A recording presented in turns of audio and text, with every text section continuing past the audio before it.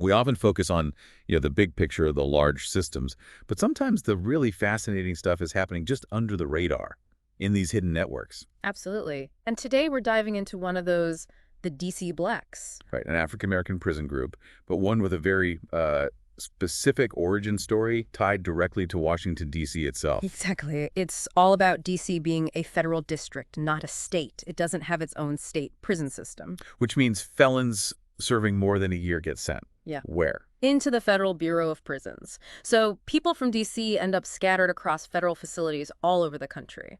It seems counterintuitive that scattering them would actually help form a group, but that's what the sources suggest. It is paradoxical, yeah. So our goal today is really to unpack that. The origins, the group dynamics inside prison, and crucially the conflicts that shape them. Okay, let's start at the beginning then.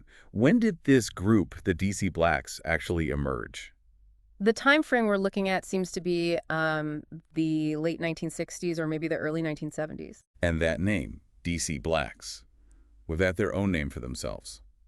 Not necessarily. It seems it was more of an external label, a way for prison authorities or maybe other inmates to identify them based on where they came from, Washington, D.C. Ah, okay, so identification by origin. Pretty much. The sources suggest the connections inside were more, well, organic. Shared hometown, looking out for each other, mutual defense, sharing resources, the practicalities of prison life. Does the information point to specific neighborhoods or, pre-prison links that might have strengthened those bonds once they were inside? The sources aren't quite that granular about specific neighborhoods, but it stands to reason, right? Coming from the same city, especially back then, likely meant some overlap in experiences or even knowing the same people. Which prison life would only intensify, I imagine. Definitely. That shared background becomes a real anchor in that kind of environment. Okay, so within the federal prison system, how significant were they? Are we talking a huge organization? Well, yes and no. Within the penitentiaries, they were definitely seen as a significant group. But compared to, say, national street gangs like the Bloods or Crips... They were smaller. Yeah, much smaller in overall scale.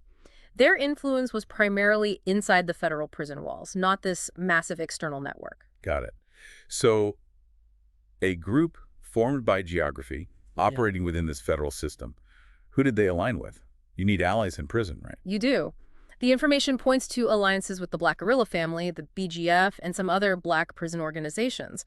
Often these alliances form along racial lines and for mutual protection. Makes sense. And on the flip side, who were the main rivals? The name that comes up consistently is the Aryan Brotherhood. The AB. Okay. And they are exclusively white inmates, correct? An explicitly white supremacist group. That's right. Composed only of convicted white men. And that fundamental racial division, unfortunately, seems to be at the heart of much of the conflict. Which leads us to these so-called race wars mentioned in the sources, particularly in the 80s and 90s within the federal system. Yeah, these weren't just isolated fights. We're talking periods of intense, widespread violence between groups. So how did this conflict, specifically with the Aryan Brotherhood, really ignite? Were there specific trigger points? There were. The sources highlight a few really brutal events. The first big one seems to be November 1981 at USP Marion. Marion, Illinois, okay. An Aryan Brotherhood member, Thomas Silverstein, murdered Robert M. Chappelle, who was identified as a DC Blacks member. It was serious enough that the FBI got involved and investigated. Wow, okay. So a clear opening shot, basically. A very violent one. And it didn't stop there. Less than a year later, September 1982, What happened then? the same individual, Thomas Silverstein, murdered Raymond Cadillac Smith.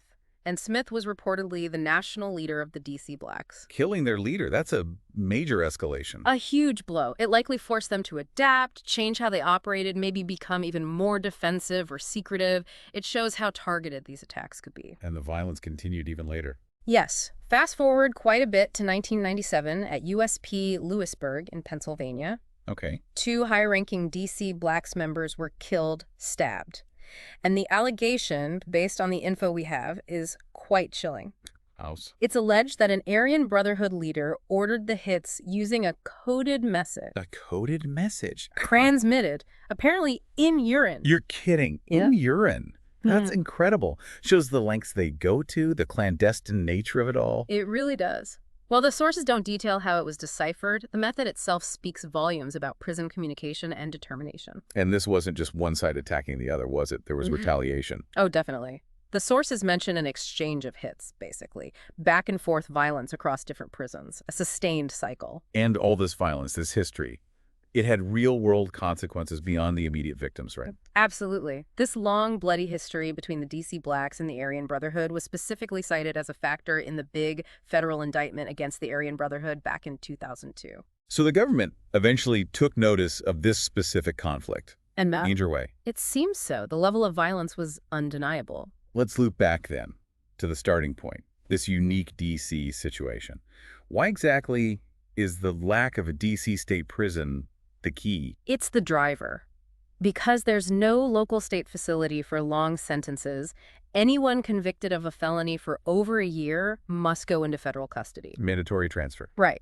So you automatically get this concentration, even though they're dispersed, of people from the same place ending up in the same system. They might not be in the same prison initially, but they're navigating the same federal bureaucracy, the same dangers. And that shared origin, D.C., becomes the common ground. Exactly. It fosters familiarity, maybe pre-existing relationships, and definitely a shared identity in contrast to inmates from other places. It's a basis for forming protective bonds, social groups, which can solidify into what gets labeled a game. Even without, like, a formal charter or headquarters back in D.C. Precisely. It's born from the circumstances within the federal system, fueled by that initial geographical connection. It really does make you think about those seemingly small structural details. How a rule about jurisdiction, about where you send prisoners. Yeah, how it can ripple outwards and shape these complex, sometimes violent social dynamics years later, miles away. So recapping the main points here, we have the D.C. Blacks, a group whose identity is fundamentally tied to their geographical origin in Washington, D.C., formed within the federal prison system because D.C. lacks its own state prisons. Right. Not necessarily a formally structured gang in the way we might think of street gangs, but a significant presence inside federal facilities. Marked by alliances, but most significantly by this deep, violent rivalry with the Aryan Brotherhood. A rivalry punctuated by really specific, brutal events like the murders of Chappelle and Cadillac Smith and those later killings at Lewisburg. It just highlights how these unique, localized factors like D.C.'s governance can have these profound, unexpected consequences within larger national systems. It really does. It's a clear example of structure influencing social formation in a very direct way. So, a final thought maybe for our listeners to take away. As you think about this story, consider other situations where maybe a seemingly minor administrative detail, a quirk of law, or a geographical boundary might be quietly shaping social groups or conflicts that we see, but whose origins aren't immediately obvious. Yeah, what other unseen structural forces are at play, shaping the social landscape in ways we haven't even considered? It's definitely something worth mulling over.